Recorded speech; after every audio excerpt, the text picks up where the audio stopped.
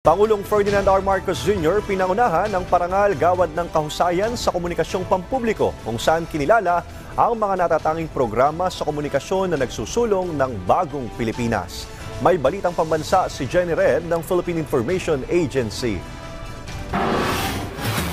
Nakibahagi si Pangulong Ferdinand R. Marcos Jr. sa Presidential Communications Office itong Lunes ng gabi upang kilalanin ang mga ahensya ng gobyerno sa unang parangal gawad ng kahusayan sa komunikasyong pampubliko sa Philippine International Convention Center. Layunin ng parangal na kilalanin ang mga natatanging programa sa komunikasyon na nagsusulong ng bagong Pilipinas at labanan ng fake news at disinformation. Sa kanyang talumpati, binigyan diin ni Pangulong Marcos ang halaga ng epektibong komunikasyon sa pamumuno. Ipaniliwanag ng Pangulo ang mahusay na komunikasyon ay pundasyon ng tiwala ng mga mamamayan sa gobyerno.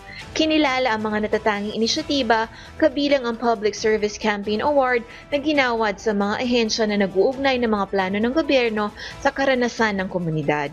Kabilang sa mga awardee ang Lupon, Davao Oriental, Bataan at Victoria City.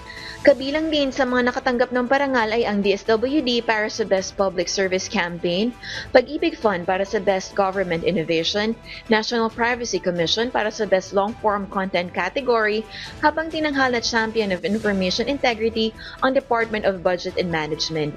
Kinilala rin bilang Outstanding Public Communicator si DSWD Assistant Secretary Irene Dumlao.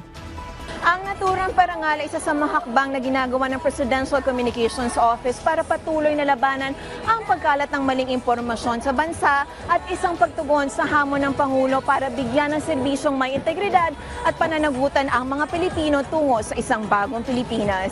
Mula sa PIA National Capital Region, Jenny Red, Balitang Pambansa.